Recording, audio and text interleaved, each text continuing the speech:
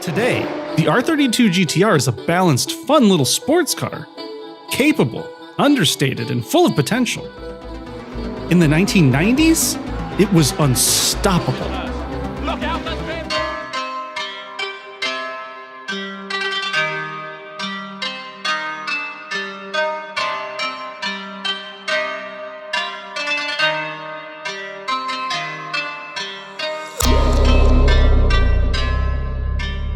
За, өглөөний минь тийм ээ. Тэр бид нар Япон автомашины үүсэл гарлын талаар бас буюу одоо түүхэн замналаар хэдүүлээ бас энэ удаагийн аяллаа хийж байгаа. Япон автомашиныг дэлхийд төлөөлөгч гол брэндүүдийн нэг болох Nissan брэндээр заавал орох хэрэгтэй. Тэгээ энэ удаа бид нар Япон улсын Йокохама хот буюу Nissan брэндийн хамгийн анх үүссэн одоо яг энэ газар төрлөх их нутагт нэрчсэн байна. Тэгээ Фужиудаас бас холгүй байрлаж байгаа. Йокохама хот дахь Nissan брэндийн headquarter буюу одоо төв офис орцоод энэ дотроос тодорхой хэмжээний музей үзмрүүд байгаа. Тэгээд бас дээр нь дахиад нөгөө Nissan-ы модулууд байгаа. Тэгээд хэдүүлээ бас дотоошоо орцгоё тий.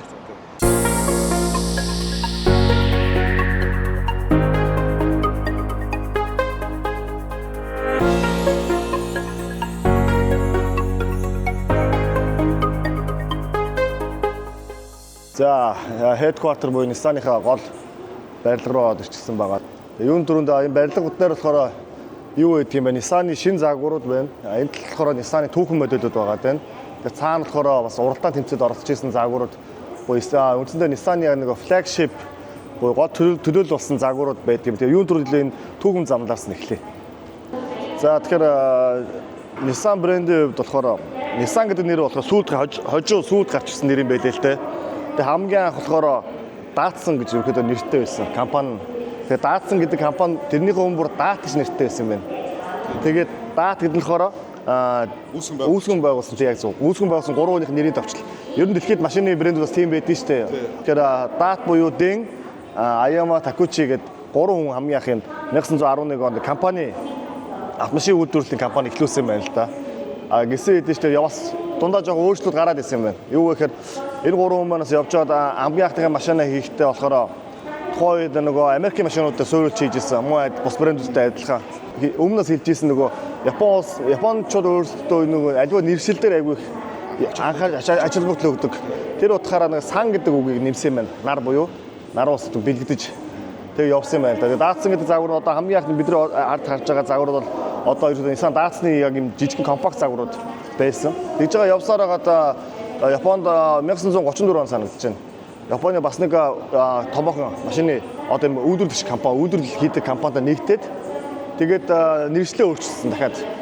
Тэр нь юу гэхээр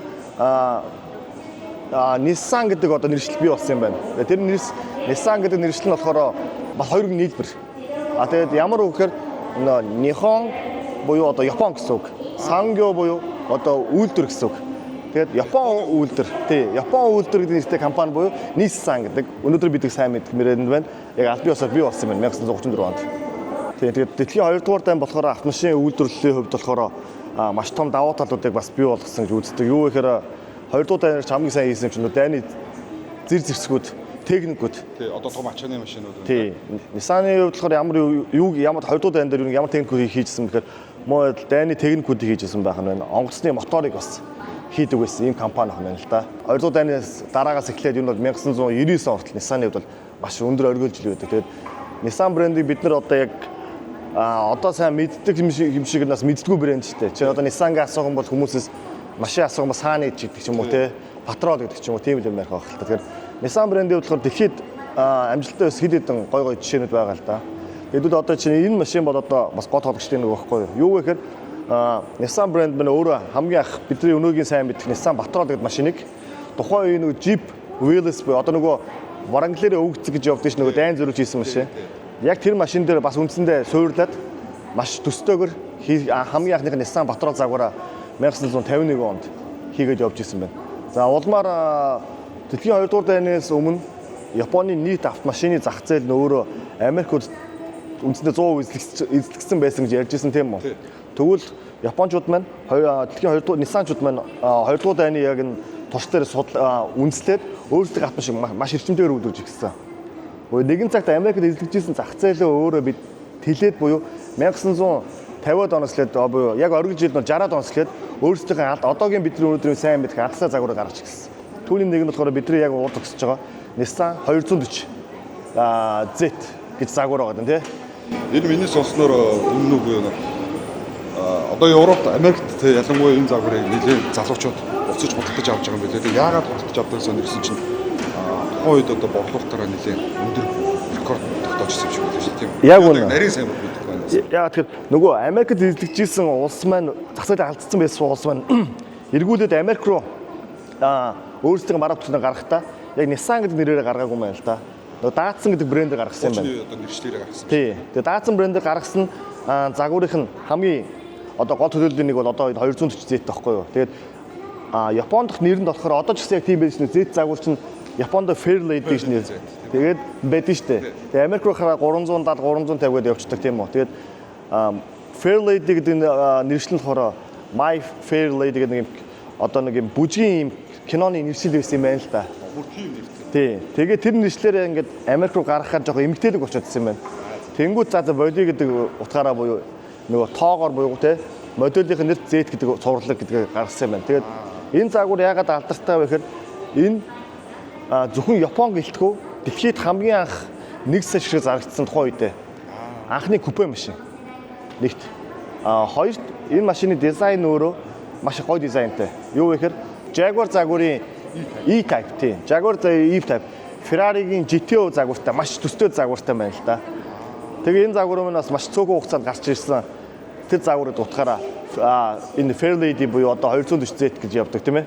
Одоо яг энэ Z цувралын энэ загвар маань өөрөө дэлхийд маш их Nissan брэнд төлөөлсөн. Тэгээ бас болоогүй. Одоо бид нар ингээд Nissan брэнд дээр одоо өнөөгийн спорт машин сонирхдаг залуучуудын хувьд мэдэх нөгөө Silva гэдэг машин байгаа шүү дээ тий. Silva. Тэгээ Silva машины бас ангидчин загварын нэг нь одоо ур зогсож байгаа энэ KP510 гэдэг загвар ихгүй юу? Энэ өстө мэдхгүй машин. Тийм чинь чинь одоо ерөөсөө хоёр төрөөр гарч ирсэн юм байна тухайд. Хоёр хаттай купе, супер спорт седан гэдэг тухайн нэршилтэй. Тэгээ дөрвөн хаттай гарч ирсэн юм байна л да.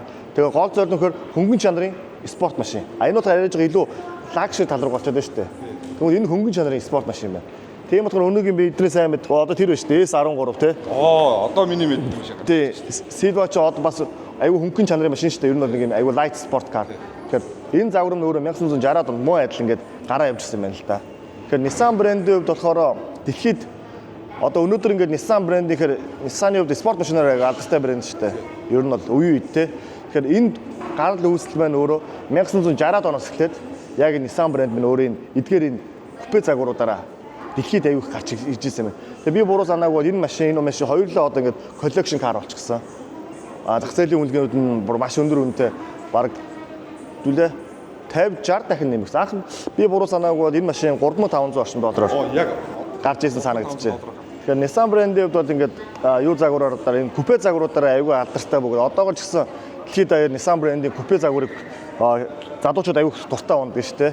Одоо энэ Toyota брэндийн хувьд бол юу гэдэг Япон олон улсын зах зээл дээр Америкийн зах зээл дээр гарахтаа нөгөө Corolla ч юм уу Camry ч юм уу мэнгийн хэрэглээний машинаараа гарч исэн бол Nissan брэнд анханасаа яг Porsche-тэй адилхан илүү спорт машинаараа Америкийн зах зээл дээр аюул амжилттай гарсан ийм онцгой брэнд байна шүү дээ. Тэгэхээр дэлхийд хамгийн анх 1 сая шиг зарагдсан купе машин гэж байгаа байхгүй. Бас сонд байгаа дэлхийд шүү дээ. дэлхийд тэгэхээр ч бас том үзүүлэлт шүү дээ тийм ээ. Одоо түрүүний нөө Fair Lady Z загварын үргэлжлэл болох одоо шинэ гарсан үргэлжлэлийн загвар байна тий. Чи санжид 300 ZX гэх загварыг Тэр яг одоо тэр үндсэн хэв шинжээ хадгалж агсан ба шүү дээ тий. 300 ZX-ийн хойд өксний гэрэлний хэсэг одоо нэг иймэрхүү байдаг. Тий. Тэгээд энэ загварыг болохоор одоо Nissan-ийн маань муу айдал нөгөө Super GT гэдэг нэг ангилсан шүү дээ. Super GT уралдаан дээрээ бас яг энэ Fair Lady Z загвараас уралдаж байгаа юм байлээ. Одоо бас 6 сарын 27-8 бид 26 долоочлоо нөгөө Fuji Speedway дээр Super GT-гийн ээж дуралдаан болох юм байлээ. Одоо яг энэ загвар дээр бол Nissan-ийн бол яг энэ Fair Lady Z загвараараа муу айдал уралдаж байгаа юм байлээ. За хэдүүлээ тэгвэл бас Fuji Speedway-оор энэ машиныг хүчээр үзсэн юм шүү дээ тий. За тэгээд түрүү хэлсэн. За нөгөө Batrolo хийсэн тийм үү? Nissan Batrolo. Нөгөө Fair Lady Z гэдэг энэ спорт загварын машинаар Америкт маш сайн амжилттай гараад 1 сая машина зараад эхэлсэн тий. Айгу мундаг байна тийм үү? Яг тэр Америк машин ингээд Япон машин Америк гараа юм мундаг зарнадаг тий. Хоёрдугаар дараагийн хийсэн зүйл бол мэдээж нөгөө Nissan Patrol гэдэг хэдэж ярихгүй байж чадахгүй машин тийм ээ. Тэгээ Nissan Patrol машинаа болохоор бид түрүү хэлсэн нөгөө Jeep Wheelers буюу Wrangler-ийн өвгцэг машин дээр бас муу адил суурьдад хийчихсэн. Маш төстэй хийчихсэн машин. Тэгээ энэ машин нь болохоор бас 1951 онд гараад тухайн жилд нэг сонирхолтой юм нөө Фужи уул шүү дээ. Одоо бидний яриад байгаа. Японы алдартай том уул шүү дээ. Галт уул. Фужи уул дээр хамгийн анх авирсан машин гэж явдаг юм байлээ. Оо, тийм үү. Бас сонирхолтой машин. Тэгээд энэ дээр мэдээж юуны Nissan ярьж байгаа бол өрсөлдөгч брэнд, Toyota брэнд мууад өрсөлдөж ирсэн. Гэхдээ Nissan Batroid хамгийн анх гарсан гэж явдаг юм байлээ. Уучлаарай нэг юм тодруулаад асуучих. Яагаад анх гарсан гэж одоо бусад машин давж гарч чаддаг байсан юм? Тэр үеийн нэг сонирхолтой юм байсан байхгүй юу? Одоо би чамд гоё юм ярьж өгье. Японочууд ингээд харьцангуй хожоо хийсэн машин хийсэн ард түмэн шүү дээ, тий? Яг өндөө бол яг ингээд тодорхой ярих юм бол үндсэндээ дэлхийн 2 дугаар дайнаас хойш машин хийж байгаа ард түмэн баггүй да. Тэгээ тухайн үед яасан бэ гэхээр нөгөө Fuji уулын нэг юм давуу байсан юм байна л да. Fuji уулын. Тэгээ тэр даваагаар болохоор ингээд японочуудын хийсэн машин ингээд давах гэж замдаа ингээд усна халаад байсан юм. Усна халаад 2-3 удаа хөргөдөг гарч чадахгүй. Мотор нэвдэрч гээд 1951 онд нөгөө Nissan Batroid загвар маань өөрөө хамгийн анхны хийсэн загвар маань Fuji уул дээр 2500 зүйтэй асуудал гарчихгүй юу. Тэгээд яг тэр үед маш том баяр Япон улсаар тэмдэглээд Япон нэг автошин шүүдэрч нар маань. Тэгээд түүнээс хойш одоо энэ нөгөө бидний сайн мэдэх нь Японы энэ олон машины брэндүүд маань маш амжилттай гарсан ийм хүчтэй юм байлээ. 2010 онд Nissan брэнд маань нөгөө Leaf гэдэг машин гаргасан 100% цахилгаан. Тийм шүү дээ нэрээ. Тий. Тэгээ 100% цахилгаан гаргасан энэ хүн Leaf машин маань тухайн цаг үедээ дэлхийд хамгийн их тархсан 100% цахилгаан машин бас болж ирсэн байлээ. Тэгээд түүний ард байгаа үйлчлэл болох Aria гэдэг одоо бас 100% цахилгаан машин бидний хойно байрлаж байна. За тэгээд тийш яа. За тэгээд Nissan брэнд маань өөрөө явсаар за нөгөө бидний сайн мэдэх Nissan GT-R гэж машин байгаа шүү дээ, тий. Тий, одоо манай залуучуудын хамгийн сайн мэдэх брэнд шүү дээ, тийм үү? Бүр дэлхийн залуучуудын тий. Дэлхийн залуучуудын сайн мэдэх. Тэгээд GT-R загварын гол төлөөлөл болох GT-R 35 загвартай байна. Тэгээд GT-R загварууд хамгийн 1969 онд нөгөө нэг тийм шүү дээ. Одоо эдгээр дараагийн бас энэ үзүүл бас тэр загвар гарч ирэх баг тийм ээ. Яг зөв одоо яг буруу зөв одоо санаж байна. GT-R чинь ерөөсөө бүтэн 50 гаруй жилийн турш үйлдвэрлэгдсэн Япон машин багхгүй юу? Одоо спорт машин. Энэ цуврал нь өөрөө тий. Тэгээ бас дэлхийд бас яг 50 гаруй жил яг энэ нэг цувралаа ингэж хөгжүүлсэн бас цөөхөн брэндүүдийн нэг бол Nissan-ы GT-R брэнд. GT-R-ыг анх хийхдээ нэг сонирхолтой зүйл нь Японы бас хамгийн анхны нэг 4 дугуун зүүн баруун иргэдэг Хайкас систем байдаг үсэн шүү дээ. Одоо хойд дугуй залгагдах юм бидний ярь сайн сурснараа тий. Одоо нэг онцлог машин зүүн баруун иргэдэг залгагддаг.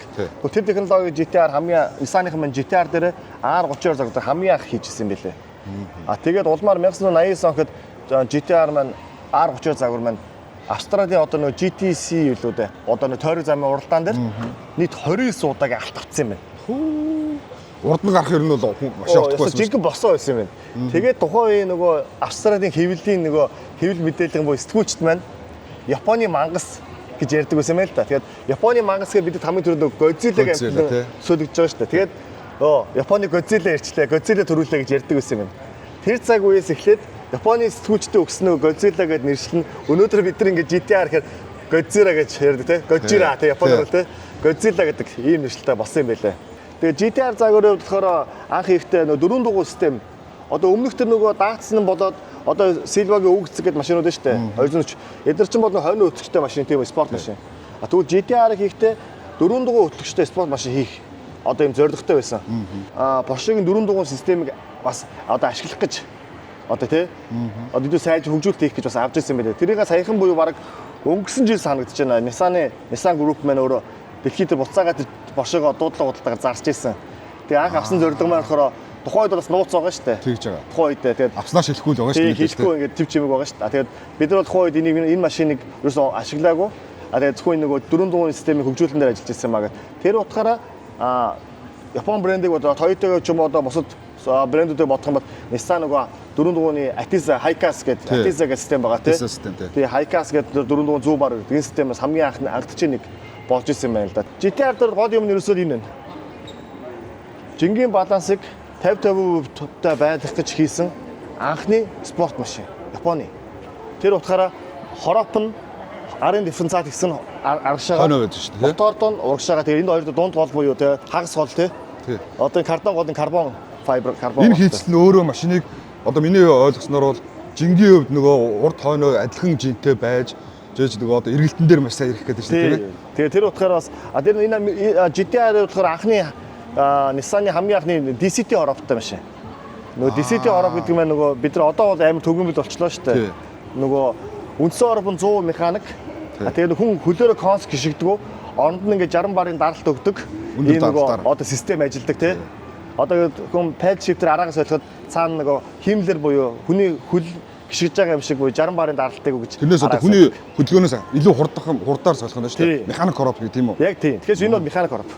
Тэгэхээр өнөөгийн бидний Nissan брэнд маань өөрөө бас түүхэн цаг үед тийм амар байгаагүй. Юу гэхээр түрүү хэлсэн 1960-аас 1999 он бол Nissan брэндээ бол хамгийн алтан оргил жилүүд байлаа шүү дээ тий. Дэлхийд даяар ингээд нэг загвараа сая шиг хамгийн анх борлуулаад Patroda гаргаал тий, Silva гаргаал. Тэр Nissan ч бас хамгийн анхны нөгөө MPV гэж загвар буюу одоо манайхад юу гэмдэ нөгөө илүү өндөр оффроуд жоох явах боломжтой нөгөө van загвар юм шиг байна шүү дээ. MPV гэдэг шүү дээ.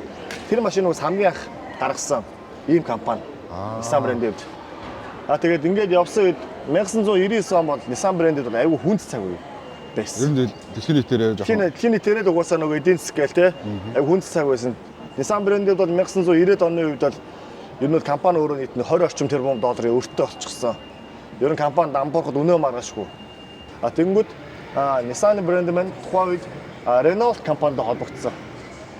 Renault компанитай холбогдтоо тухайн компани CEO буюу Carlos Ghosn гэж хүнтэй холбогдсон байна. Стратегийн үед.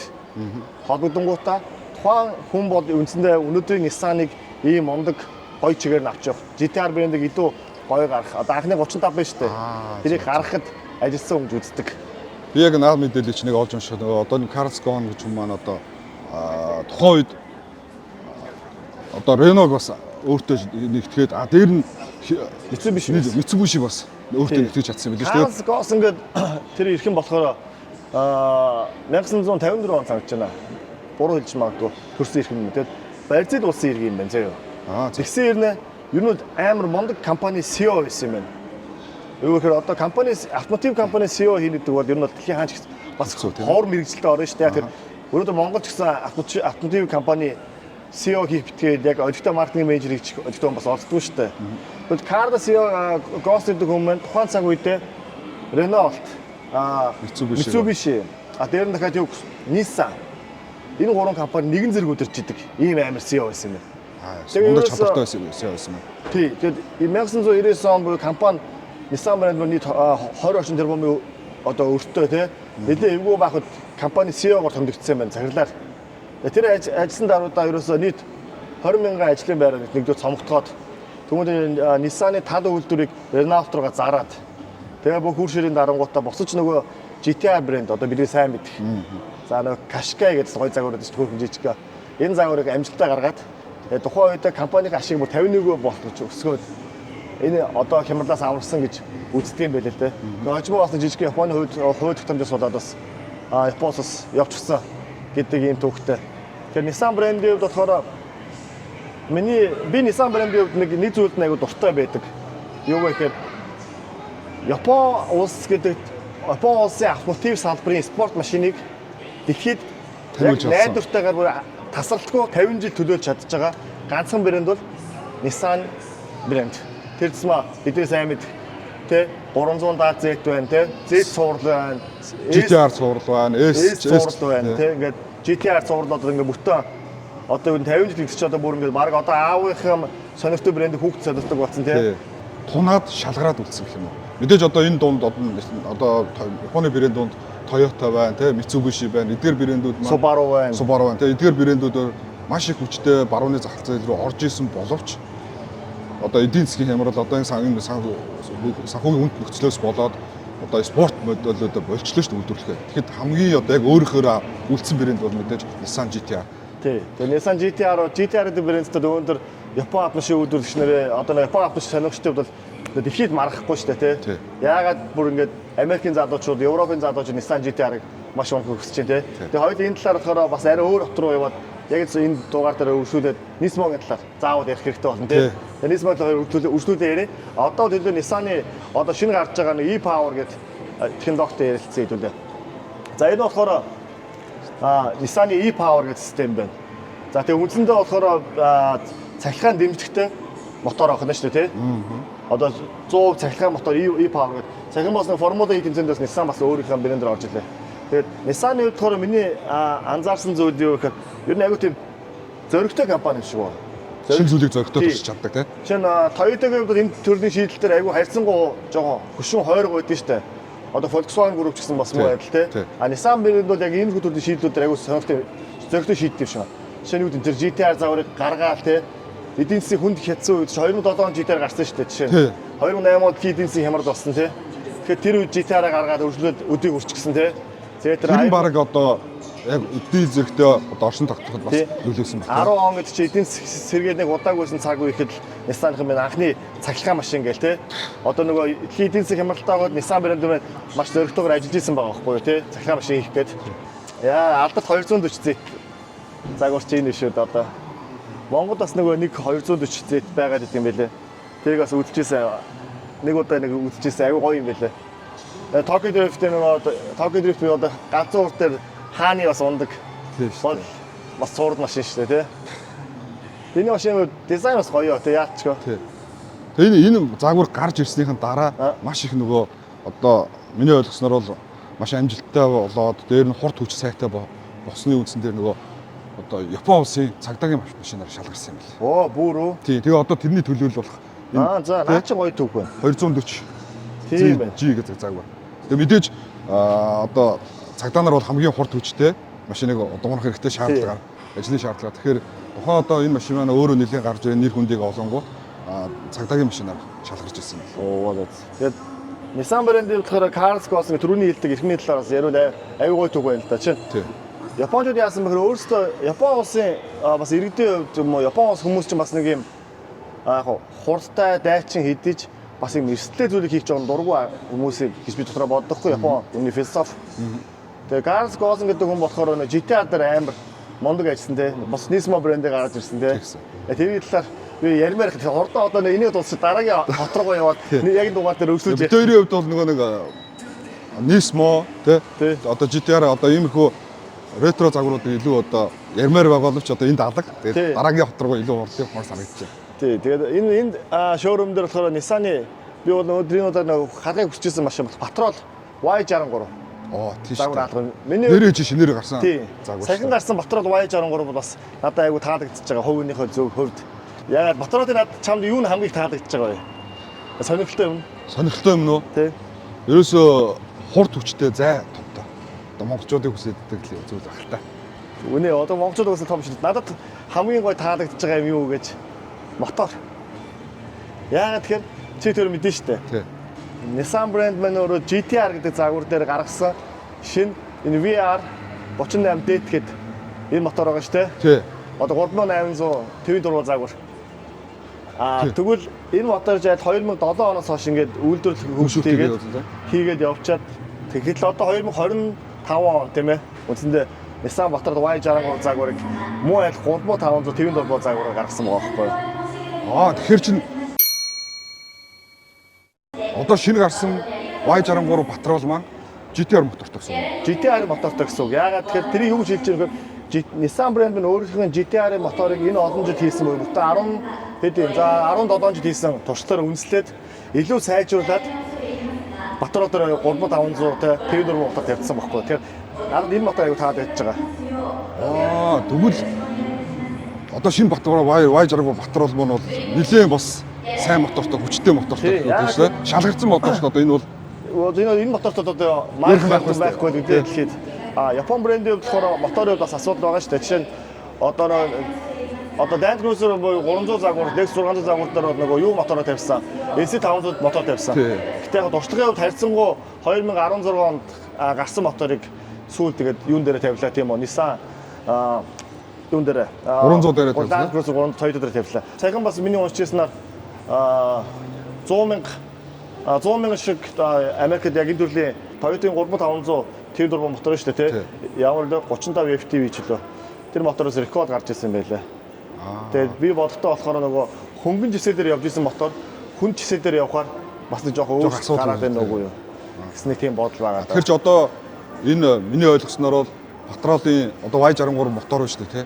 нэгсэндээ 17 жил тестлэгдсэн мотор гэсэн. 17 жил тестлэгдсэн моторыг одоо шинэ загвар тавьж байгаа болохоор хайрцангуй бас энэ нөгөө Nissan брэнд дуртай хүмүүс байгаа шүү дээ. Ялангуяа GT-R дуртай хүмүүс энэ аюу гоё мессеж болж илээ. Ялангуяа унж байгаа батар GT-R мотортой хэрсэн гоё байгаа сте. Тийм. Тэгэхээр нөгөө шууд одоо би том амьдралын хэрэгцээгээр тий том SUV худалдаж авах шаардлагатай бол батар одоо GT-R унжсэн ч юм уу Nissan брэндийг унжсэн хүнд бол эргэлзэхгүйгээр би шууд Y 63 авах юм шүү дээ. Одоо унжсэн үнээр. Гэтэ ойдоо бас шууд тэгж хамаагүй. Яг зөв нь бол нөгөө ер нь бол тий GT-R унжсэн хүн тэр хөдөлгүүрийг мэднэ шүү дээ өөрөө. Тэгэхээр шууд Y 63 худалдаа авахд нэг эргэлзээ төрөхгүй нэ гэж бодож байгаа юм. Яг тэр олон жилийн туршлага байна.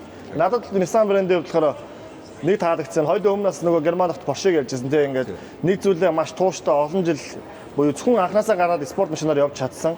Ганцхан брэнд бол одоо Европт тий одоо яг тасалдгүй хийсэн брэнд бол Porsche гэж ярьж ирсэн. Тэгвэл Nissan бол энэ удаагийн дугаар миний онцлж ярих гээд байгаа зүйл юу гэхээр Nissan брэнд бол ерөөсөө анх гарсан цагаас спорт автомашины хийгээд энийгээр тасалдгүй буюу хизээч зогсохгүйгээр энэ олон жил өргөжлүүлж чадсан. Буюу 50 гаруй жил хийж чадсан. Одоо 50 гаруй жил тийм. Одоо 70 гаруй жил болчихлоо шүү дээ. Тийм. Одоо юу эзэц зур авах юм бол тийм. 70 гаруй жил үндсэндээ яг энэ зөвхөн Япон машина, спорт машина хийсэн. Бас энэ цөөхөн Япон үйлдвэрч компанийн нэг төлөөллийн нэг. Тэрсмаа бүр голд флагшип болох GT-R загвар бол нийт олон улсад үед ихэд Nissan брэнд буюу Япон улсын спорт автомашиныг одоо төлөөлж байгаа ганцхан брэнд болчихлоо шүү дээ, тийм ээ. Түрүү нэмээд хэлэх юм бол юу вэ? Одоо би энэ загвар дээр нэмээд хэлэх юм бол одоо манай залуучуудын залуучууд биш. Дэлхийн залуучуудын нөгөө дрифт спорт бол Silver S14, S15 гэх загварууд байдаг тийм. Тэгээд энэ загварууд маань үдээж үйлдвэрлэн зогссон. Гэхдээ одоо үргэлжлүүлээд одоо энэ гэсэн үг. Ер нь бол одоо энэ туршилтад эхэлсэн шүү дээ. Одоо Z цуврал бол одоо үргэлжлээд ингэ гараад ирчин тийм. Тэгээд удахгүй бас S цуврал буюу нөгөө S6 гэж ярьдаг шүү дээ. Silver. Бас удахгүй гарчаа гэсэн би мэдээлэл уншиж байсан.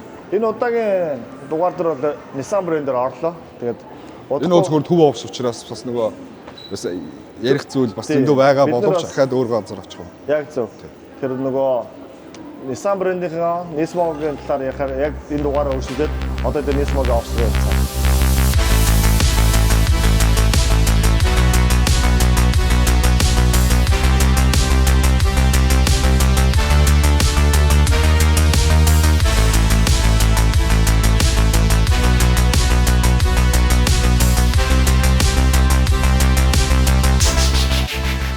За бид нар ч Японы Йокохама хот буюу Nissan-ы төрөлсөн газар гэж ярих юм. Тэгээ төрлөг хот болох Йокохама хотын Nissan-ы үйлдвэр өрөндөх нөгөө хөдөлгөөн хүмүүстэй одоо очиж тийм. Одоо хажууганд чинь нөгөө Nissan-ы үйлдвэр байгаа.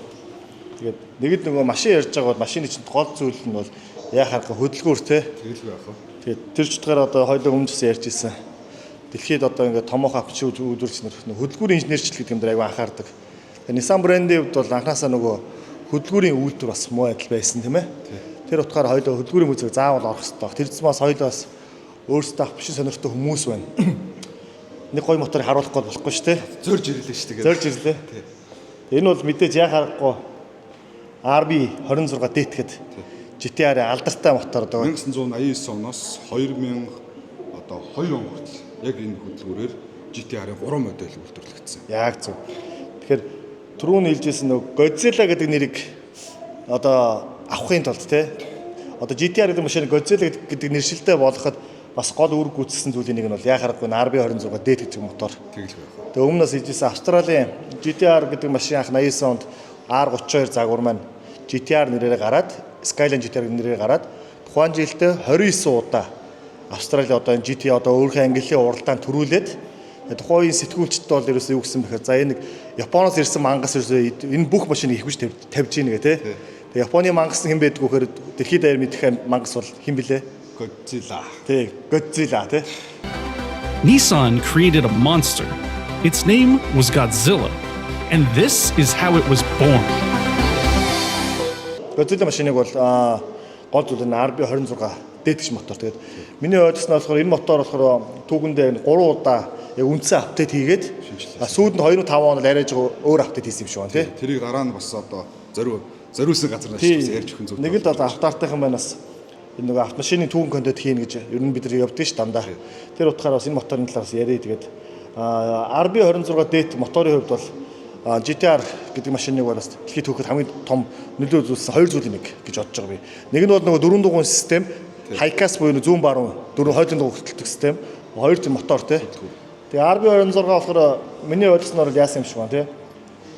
Японы тухайн нөгөө стандарт бол 280 морины хүчтэй байх хэрэгтэй гэдэг юм нөгөө тогтоол журамтай байсан. Хязгаарладаг. Гэхдээ 320 морь, 330 морь, GTR 34 дээр 340 морины хүч гарч ирсэн байна. Тийм. Бичний 280 дээр хязгаарлагдсан гэж тий одоо үйлдвэрлээс гарахтаа үйлдвэрлэгдэх боловч яг хэмжээд үзэхээр 332 дээр 320, 33 дээр 330, 34 дээр 340 морины хүчтэй гарч ирсэн.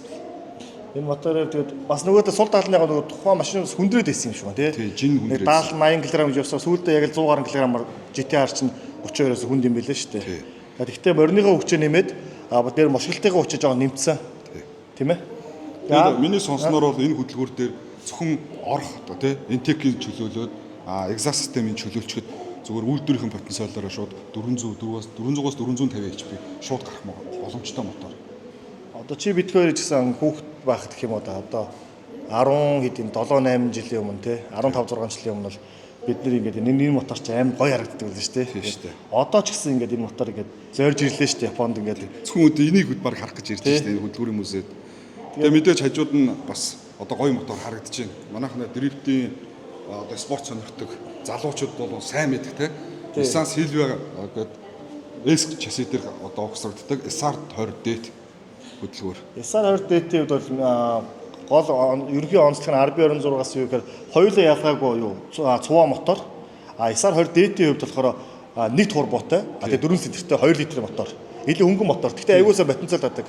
Ер нь миний анзаараад байгаа Nissan-ы моторууд бас их алдартай шүү дээ. Одоо хүмүүсийн хамгийн сайн мэддгээр бол нөгөө TD42 гэдэг патролын өгшгөө мөнхийн мотор гээл. Тэр бол одоо манай монголчуудын бол хэрэглээс урц алдартай мотор. Бас дээр нөгөө TB48 гэдэг Монгол битгий нэг Арабад хамгийн их одоо патролыг бас нэр хүндтэй болох нэгсэн гоё мотор шүү дээ. Үйлдвэрийн потенциалаараа бас л 600, 700 морь, 800 морины даадаг тийм блоктой.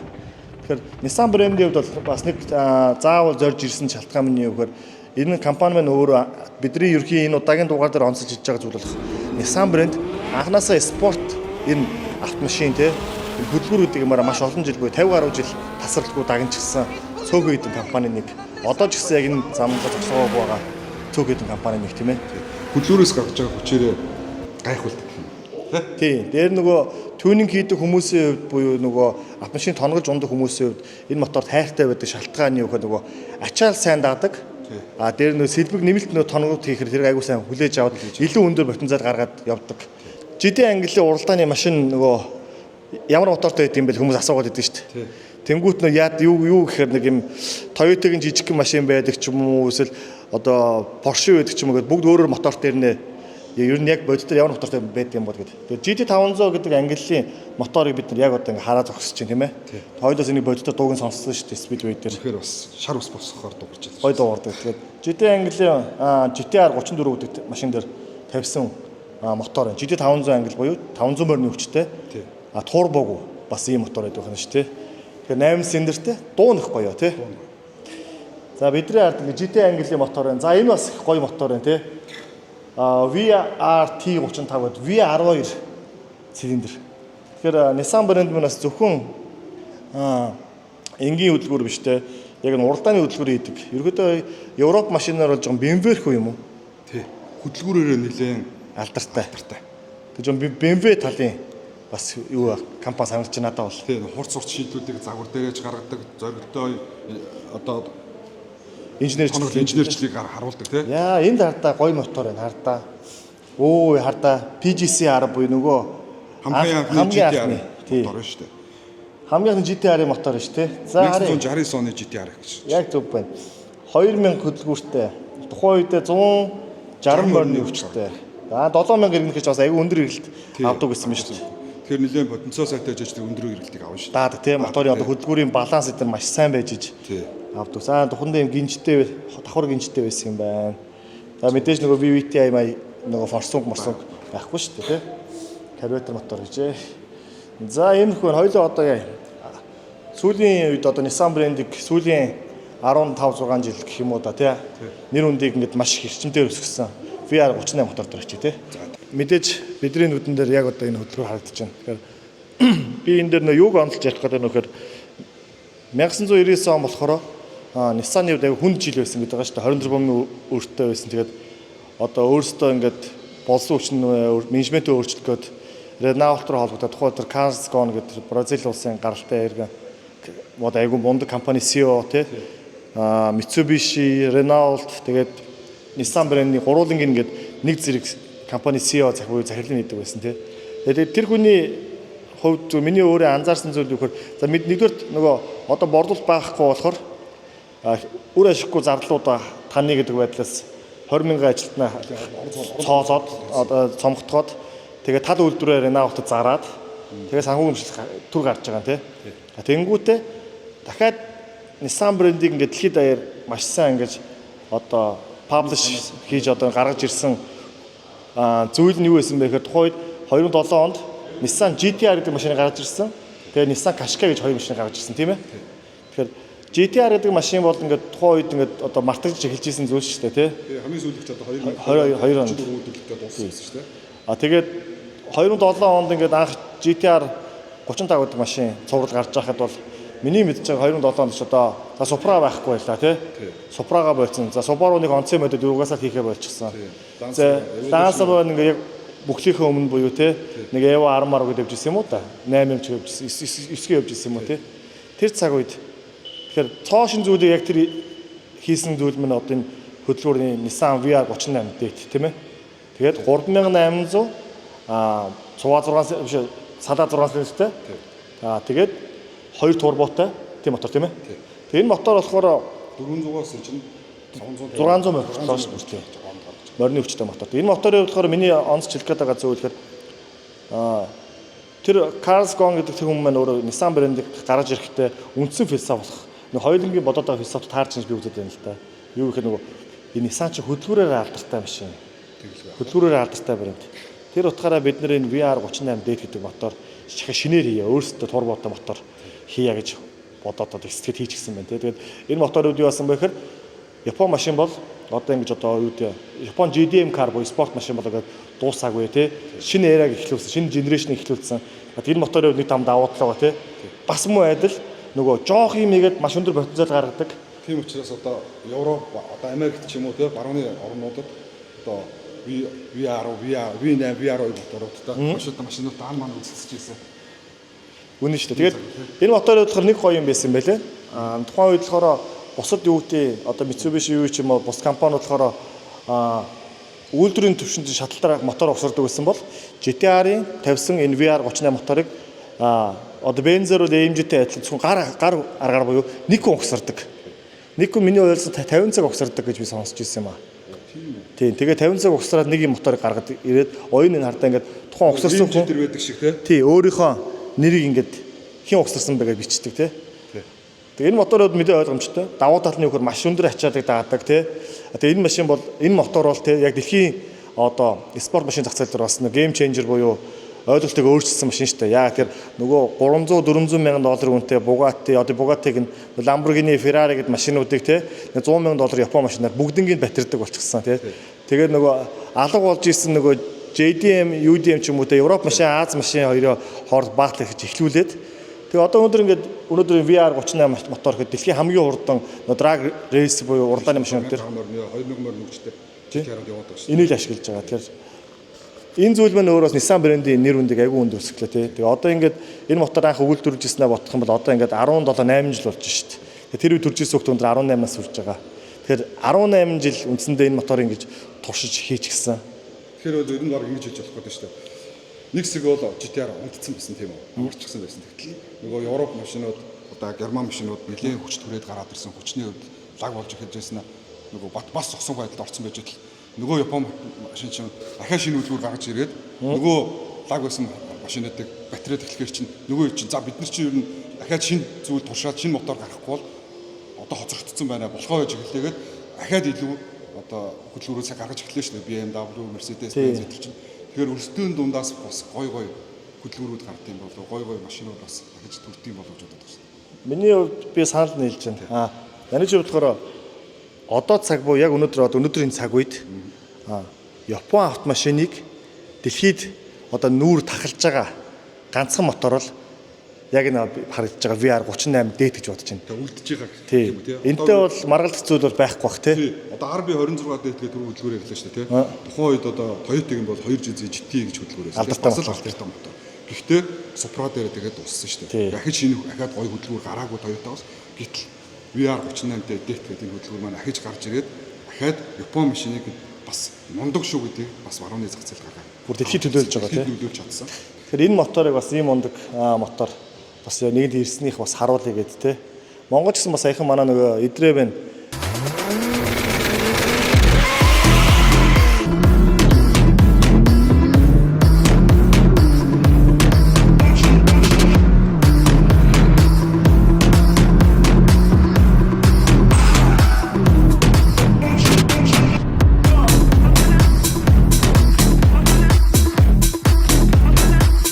Монголд хамгийн урд машины тайтлыг эзэмшдэг хүн чинь машин чинь бол Nissan GT-R те эдрээгийн те.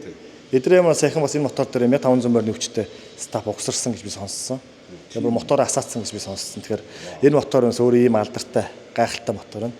Тэгээд энэ удаагийн дугаараар одоо ойлоо чинь яана бас дуус болоогүй юм байна. Одоо ойлоо юу орно? Yokohamад чинь за ойлоо сая чинь headquarter буюу музейгээр нь ороод төв офсор нь орчлоо. Одоо энэ үйлдвэрийн хажууд моторын үйлдвэр орчлоо те. Одоо ойлоо эндээс гараад юу орно? Жогон Токио чиглэл рүү Nismo-гийн шоурум байна. Ойлоо тийш явъя. Тэнд нэг гоё биш юм байна. Байх хэвээр те. Гэтэ байна уугүй юу бас харцгаая. За хэдүүлээ тэгээд Дараагийн газар руу байна.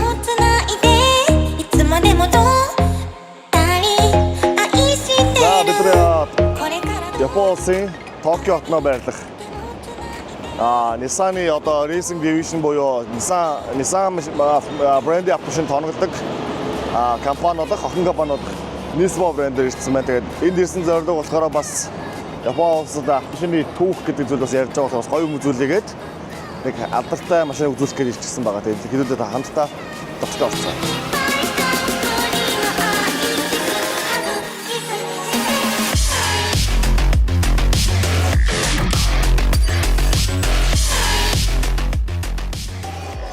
Йоо. Ямар гоё гараж. Тэгээ манай бадка маань байх бадаг болчихсон. Бичлэгээ хийж ахсан төрүүлээд байна. Хар Хөргөж үзүүлсэн. Skyline 14-ийг нөгөө зэт түн. угаас энийг харах гэж хэдэн мянга километр явж ирлээ шүү дээ. Орж ирээд бас өстэй залбираад байж шээ. Надад энэ бас ярьж гэдэг энэ. тэгээ энэ удаагийн одоо Nissan-ы одоо бид нар Nissan-ыг бичлэгийг явсаар хагаад одоо ямарсан Nismo-д ирсэн гэж түрүү хэлчихсэн. Тэгээд энд ирсэн зорилго маань ерөөсөө Nissan брэнд юу яаж эргээд 1999 оны хямралыг авчваа тий. Яаж одоо өнөөгийн буюу Япон автомашин дундаас хамгийн үнэтэй машины нэг болж одоо энэ collection car энэ машин болог энэ талаар ярилцъя. Тэгээд яг одоо бидний харж байгаа Nissan Skyline R34 GT-R Nismo гэдэг тоногтой загвар маань зах зээлийн үнэлгээ $1.5 үнэлгээтэй ийм автомашин. Дэлхийд ерөөсөө 20 ширхэг хийгдсэн машиныг яг одоо бид ингээ хамтдаа харж байна. Тэгэхээр би ингэж ойлгосон юм. За миний өөрийн бодол шүү те. Одоо бас нөгөө бичлэг хийж байгаа болохоор бас хүмүүс өнөөс ингээд нөгөө юм ярихаас янз бүр хүлээж авдаг л та. Угсаалт их баг. Өөрийн бодлоод хэлж байна. Тэгэхээр нөгөө Карлос Госн гэдэг нэг хүн чинь Nissan-ыг аварцсан гэж яриад байгаа шүү дээ 1999 онд. Тийм. Тэгээ миний ойлгосон зүйл юу вэ гэхээр тэр хүн ерөөсөө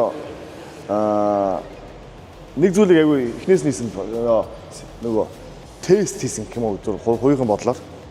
Яасан бэ гэхээр Nissan GT-R загвар бол 34 загвар хамгийн сүүлд 2022 онд хийгээд дууссан шүү дээ. Тэнгүүд нөхөр чинь 1999 онд ажиллаа хүлээж авсан тийм үү. Тэнгүүд 2005 онд Nismo-гийн Z Tune гэдэг одоо тоногдолтой Special Edition GT-R 34 загварыг дэлхийд 20 ширхэг хийж байгаа байхгүй. Юу хэлэх гээд нөхөр Япончууд аливаа нэг special машин ихтэй арай 20 ширхэг хийдэггүй байхгүй тий. Одоо Италичууд ч юм уу, Германчууд ч юм уу тий нэг 50, 20, 80 гэдэг юм жижигэн тоогоор хийдэг бол яг энэ философор Z Tune-ийн загвар хийсэн тийм үү. Skyline дээр. Тэр нь өнөөдөр өнгөрсөн жилийн нэг дуудлага худалдаагаар нийт $1.5 хүрсэн гэж би уншиж ирсэн. Тэгээд энэ загвар мань болохоор юу вэ гэхээр нэгдүгээр миний бодсноор бол юу байгаа тий. Хөдөлгүүрийн хувьд бол 500 борны хүчтэй. Тий. RB26 мотороо түн гигээд 500 борны хүчтэй болгоод тавьчихсан байгаа. Тэгээд дэлхийд нийт яг 20 ширхэг үйлдвэрлэгдээд тэр доороо заргаад дуусчихсан. Тэгээ 19 загвар нь болохоор хувь хүн дээр ингээд collection car хадлага байж байгаа. Тэгээ нэг машин болохоор яг энд одоо бид нэг хараад өгч чинь тийм үү. Миний ойлгосноор бол одоо тэр хүний одоо бас тактик гэх юм уу? GTR 34-ийн модель өөрөө 2002 онд дууссан шүү дээ. Гэтэл яагаад энийг 2005 онд гаргаж ирсэн? Тэгэхээр одоо чиний хэлдгээр хэр их одоо GTR гэж машин залуучуудад хүлээлттэй байна те. Тэрийг тестэл гэж магадгүй 20 ширхэг үйлдвэрлэсэн боловч одоо. Тэнгүүд нөгөө үйлдвэрлэсэн даруйдаа GTR сонирхогчноор дохны худалдаад авч юм бол дараагийн генерашн буюу те R35-ыг гаргаж ирсэн боловч байна. Би бас яг адилхан бодолтой. Юу гэхээр 2007 онд GTR 35 завар танилцуулсан шүү дээ. Тий. 2005 онд энийг хийчихэж байгаа гэдэг чинь нэг 2-3 жил болсон ер нь шинэ машин хийдэж шүү дээ. Тэгэхээр магадгүй ингээд хүмүүс ингэж ямар эргэлттэй авч байгаа юм байна гэдэг энэ хайпыг бас ашиглаад буцаагаад нөгөө брендинг ребрендинг хийх үүднээс R35-аас айгу хурдан ихэд энэ машин айгу том тест болсон баг. Хоёул харъя тий. За энэ обуудны хувь санаж байна уу? Манайх нэг хоёрыг аваагүй юу? тэгээ зарсан чи нөгөө хүмүүсийн үнэтэй юу гэж юм бод байдгийг бөө хил ам бод сонил дээр нэг Бид энэ обуудын түүх чижтэй бидний өөр тохиолдсон сонирхлоо түүхийг ярьж байна. Энэ обууд миний мэдхээр Монголд одоогоор яг нэг сет нь байдаг. Тэгээ яасан бэхээр 2005 онд энэ обуудын буюу LM GT4 гэдэг обууд тий LM GT4. Энэ загвар энэ обуудыг үйлдвэрлэчээ тэгээ болцсон баггүй юу. Тэгж байгаа дараа нь 10 жилийн дараа санагдаж байна баг. Omori Spec гэдэг компани яг энэ обуудыг буцаагаад 100 шиг үйлдвэрлэнэ гэдэг нэг захиалга авсан тий. Тэгээ тэр бид нар захиалсан мэддэхгүй бид нар захиалах гэдэг. Захиалсан мэддэхгүй болсон мэддэхгүй явсаар нэг үс чи 2 сеттэй болсон байхгүй. Тэгээд тухайн үед яг энэ дөрвөн обууд нийлээд тухайн ханшаар Toyota Prius 20-ийн үнэлгээтэй болж ирсэн. давцсан байсан шүү. Тэгээд хил ам болоо. Тэгээд нөгөө бид зараа оруулсан чинь тухайн хил амд ороод тэгээд одоогоор Монголд нэг цагаан 34 байдаг шүү дээ. Бимбагийн. Тийм тэр машин дээр яг энэ обууд байгаа. Тэгээд Бимба бид чинь явсаар сүлдээ 2 машины обууд захиалаад тэгээд тэр обуудаа Монгол зарах гэж Prius автомашинаас үлдээ очоо болдгоо. Тэгээд сүүлдээ за ийм гэж юу авах вэ? Монголын авах гэд. Бимбагаас өрхий авах гэд тий. Тэгээ буцаагаад нэг сар гарагийн дараа 2 сарын дараа Японд руу явуулаад нэг 25-30% нэмэгдэлтэйгээр тухайд зарж ирсэн. Одоо обууд нь хэд ийм үнэтэй ахна Toyota Prius машин үнэтэй.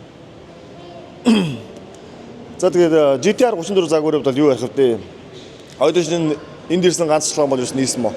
Тэгэхээр миний бодлоор шүү. Одоо өөрийн бодлол яриад байгаа. Япончууд өөрсдөө одоо нэг ийм жоохон брендинг үүсгэх тал дээр жоохон бас тиймч бас одоо мундаг биш юм болоо гэж зүгээр бодоод байгаа юм.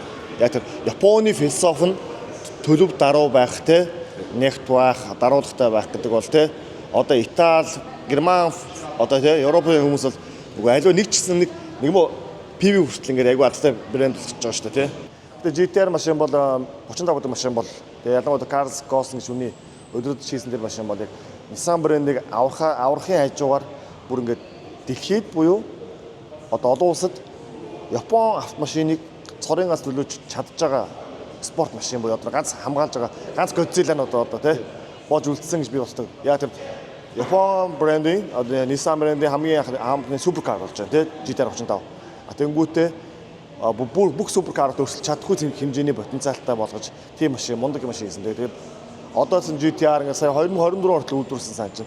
Тэгээ хэдүүлээс хоёул нэг дэрснэг бас юу гаа. Энэ авт танилцуулъя. За энэ машины талаар мэдэх юм юу байна?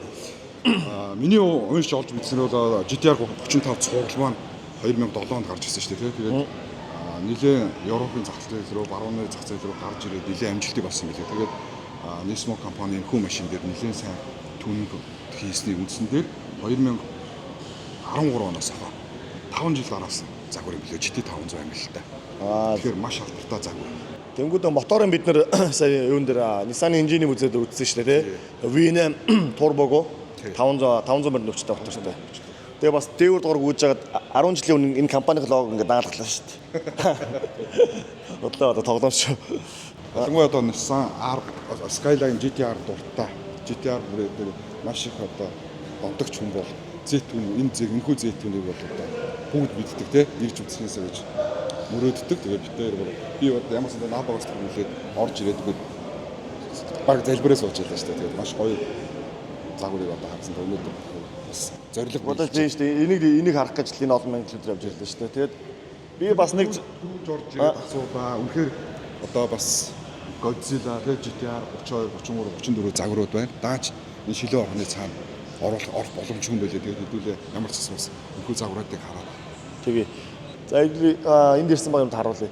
Хоёул өчтөр Nissan-ы engine үзээ ороод ирсэн. Тэгээд хоёулынгийн нөгөө нэг яриадсан харуулъя гэсэн RB26 мотор чинь тэнд яг бүр S23 гэдэг. Одоо манай нөгөө EPA шүү дээ. Мондо татсан. Манай Мондрогийн EPA Bemba 2 мань бол яг энэ GT-R Nismo-гийн талаар их юм энэ да. Ялангуяа нэлээд олон жилийн өмнө Bemba EPA яг Nismo дээр ирсэн байхыг би бол харж ирсэн тухайд. За нөгөө нэг алдартай мотор чинь энэ байна да. Omori гэж байгаа байхгүй тий. Division нэгэд Omori Factory гэдэг. S2 Nismo. Гоц хэрэлгэн тий. Энэ бас ямар мотор вэ? SR4 дэйт гэхдээ дахиад бас нөгөө миний боо автлаараа томглоод онороо томгсон загвар болж байна шүү дээ. Тийм баг. Nismo. За тэр ярда. Тэр хан дээр тавьсан байгаа тэр нэг машины ажууллын Fender шүү дээ. Fender тэр GoPro Bemba тэр худалдаж авах гээд яасан чинь нийлээд баг 10 сая төгрөг болцсон баха. Яг тэр GT-R 34 загвар дээр Nismo-гийн Z-түр ингээд энэ холбыг гаргахтаа бас машина хөнгөлж үзсэн юм байлээ. Маш их carbon fiber та сэлгүүдийг машиндаа оруулж хийсэн юм байлээ. Тэгээд одоо тэр үнэлгээнүүд нь юусэн ингээд одоо хүртэл өсөд байдаг. Тэгээд одоо ингээд хан дээр байж байгаа тэр GoPro тэр гоё GoPro шүү дээ. Тэр ингээд хагар энгийн GoPro ч гэсэн яг үнд бол улам үнэ өсч идэг. Нөгөө антик болсон тий. Одоо нөгөө юу гэдэг лээ? Антик гэж одоо эртний идэлх юм одоо тий. Үнэ өсч идэг. Яг тийм байлаа. За тэр Nismo дээр ирчихсэн байна. Тэгэд хэдүүлээ сайхан Nismo сайн тухтай харцгаая. Одоо яри буюу танилцуулъя гэсэн машин маань бол GT-R 34 Nismo Z-түн байлаа. Тэгээд өнгөрсөн жил зөвхөн дуудлага худалдаагаар 1.5 доллар үнэлгээтэй хүрсэн. Энэ машин бас ингээд боддоор нь хараад бас дээр нь автартайгаа үздэг, дэмждэг хүмүүст бас харуулъя гэж бодоод энэ хол зорж ирлээ. За бид нар Япон улсын Йокохама хотноо энэ удаагийн Nissan-ы дугаарыг буюу Nissan авто шиг хэрхэн үүссэн гэдэг талаар өөр хүсэл бодлыг бас ингээд ярилцаад хотрооны бичлэгийг дуусчлаа. Энэ удаагийн дугаарыг энэ үрээ дуусгая. Одоо бид дараагийнхаа авто шиг үйлдвэрлэлтэй хотроо явуулаад бодохгүй дараагийн дугаараар иргэн уулзцгаая.